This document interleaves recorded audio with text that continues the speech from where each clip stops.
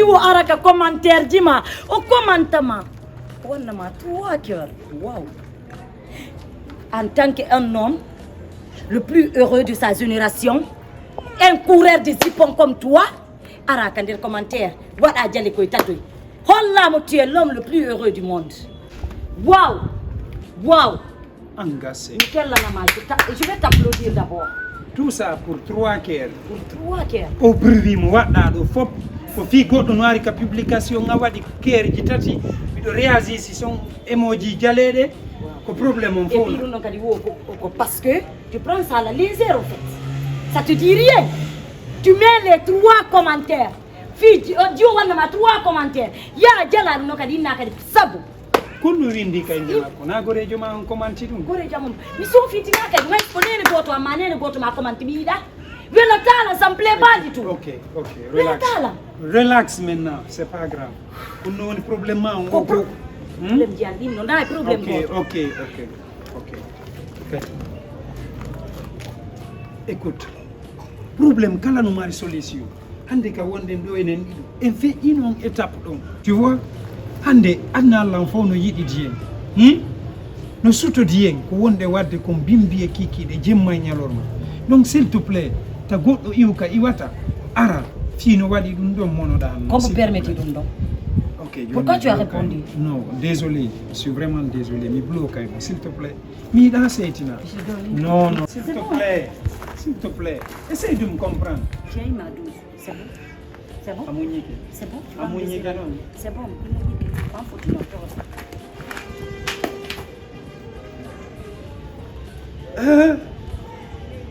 Sadio Kireo ko problème. Sadio Kalireo ko problème.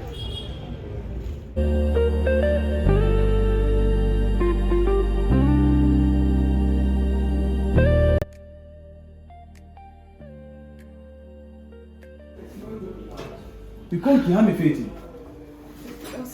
Non, le téléphone. On va faire le téléphone vraiment.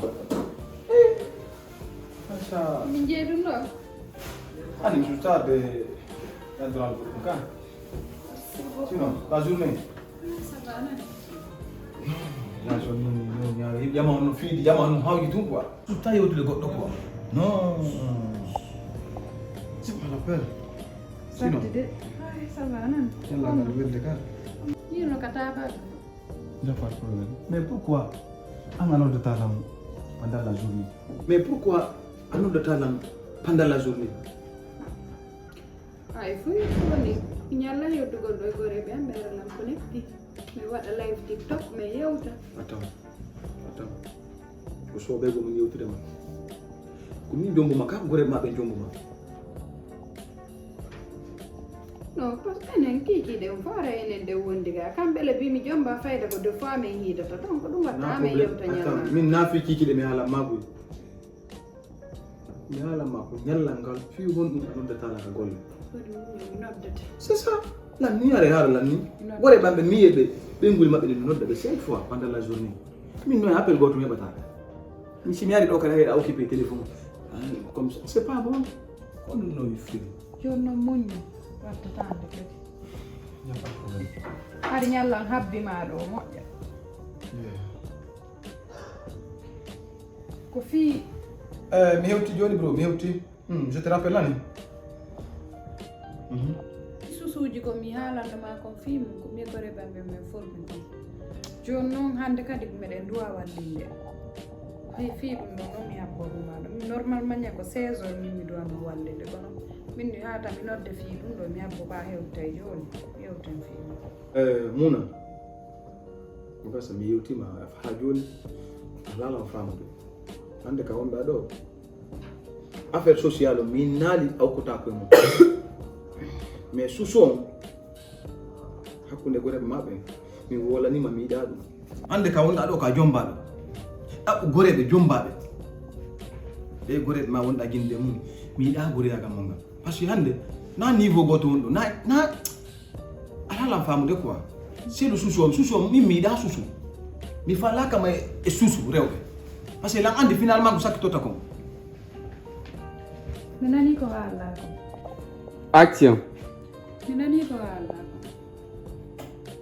ko kono min mi wata wonde ha ɗo plus de mes 15 personnes formé susuɗo har yonda mi jombato mi wata jude ha mi jombe mi selda ɓe susu maɓɓen ko ma min gaynitoɗo mi yedda noon simi nato e goɗɗo simi natoyta kono oɗo on ko ma mi gaynitoɗo min kadi ɗo mi wawata ɗum darano sortora on susuɗo par ce que hande min kam falama ɗo na ɗum falɗa yawde quoi ça fait a yiyal kam mi yiɗon quoi min mi watama sendude goɗe maɓɓe mais hande ka wonɗa ɗon e ɓen ɗon ka woni ɗon na niveau goto no woodi piiji ko on wadde ensemble piiji ko kadi on dowa ko wadde ensemble e wonu ko haqqille an Sadio hande ko ammi suuɓi rewɓe buna guinde mais mi suuɓikema an ça fait ko kaka bonheur ma mi yiɗa piiji gon ton quoi Sadio woni ko expérience Sadio nani en famotiri ko duwaɗa ko wallinde fof ton landula min mi yonnete ya ndara no famotiron fino iwira ton jeejima andi wata sortode ni buppude wotere ko mi jombama par ce que antiɗa andi ko min e maɓɓe jandidi min naali mi sortotake on susu ɗon kono ko mami yara doy il y a pas de problème ndar tun ɗo solution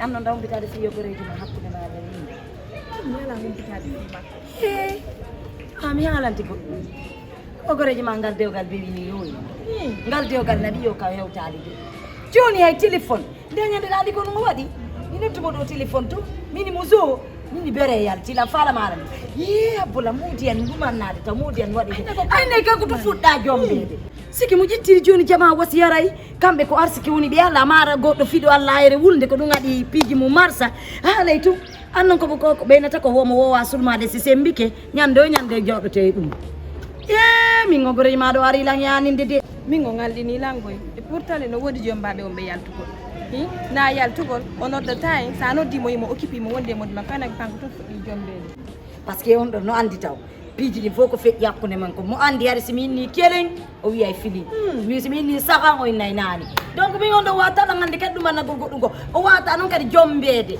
fi o jombama o waɗa famina ɓuuri makko ala o buudirani jama o jon nayi ɓeɓen ko objectif onno buudi on ɗo mi wata selde selamo mo yamgoduɗa wadde a piiji ɗi fof min muna wata jombede tun o faminanala ɓuuri makko ala min mi selataɗo miɗo wulla mi selataɗo miɗo wangoy woni wadde simo ukkade o ala ɗum nammi Bonsoir. Bonsoir. Comment ça va? Ça va. Tu vas bien? Ça va très bien. D'ailleurs. Et mon grand, il va bien? Oui, il va bien.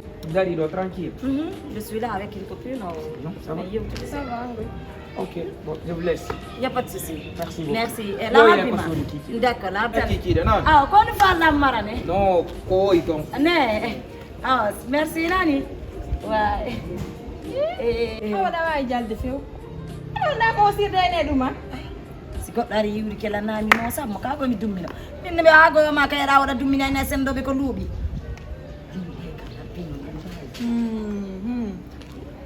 koye nalinda woore boni amma yaade ko tawi ko on foti emba ono laba linda yo habbi anga yaali kum pay kum e yalnore labira te makko ngayne lodortoɗo ɓiraɗam mi anda ko ɗum waɗi min oɗo no welala naturellement si mi yimo ɓerde an nde yurmete giggol si mi yiwo ko yurmede giggol artataya ye kadi na petit un copain joma o ni min nal noon goɗɗo komi yimo welammi na petit un copain joma o ni min nal noon min goɗɗo komi yinimo welammi subhanallah kadi yurmena jalirde waɗa piiji a famal won sa yi goɗɗo mo wertaniɗa ko pay kono mar teddugal o ya ɗum no foti hay so honɗo tiguide ndar piiji ko honɗa guerde ye na yayinna yeeyo hallinda an ko vrai écrit social yo hakkude ni Allah siki ay goɗɗo mosani goɗɗo amonoto ɗum ɗo goɗɗo ko adna ɗo sikki si goɗɗo yuri kaɓaɗa duwa wonde souriante mosana on tigui hollamo ɗa welti na welti few voilà joni so yuri kelam ɗo joni mi jabaki noon kadi mi mosanali mo yawina gran joni joni